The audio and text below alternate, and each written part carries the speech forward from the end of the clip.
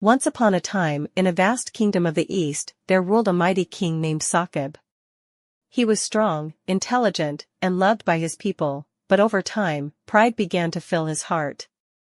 In his grand court, he would often say, "There is no power greater than mine. If I wish, the sun will stop in the sky, and if I don't, the rain will never fall." The courtiers stayed silent. No one dared to challenge him. One day, an old beggar entered the palace.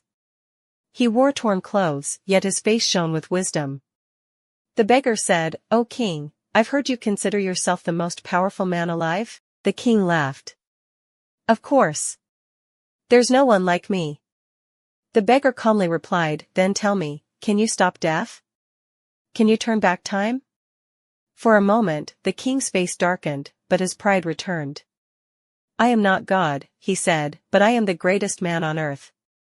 The beggar smiled gently and said, "Remember this, your majesty, the true crown of kingship isn't made of gold.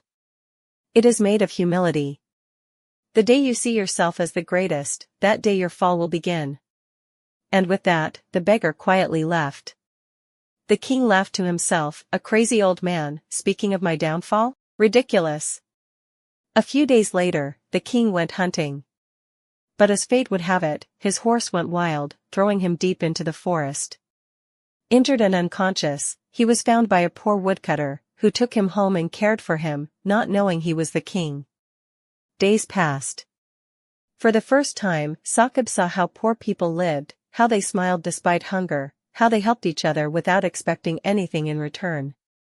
Something inside him changed. When the royal guards finally found him and prepared to take him back, the king held the woodcutter's hand and said softly, "Now I understand, being a king isn't about ruling people.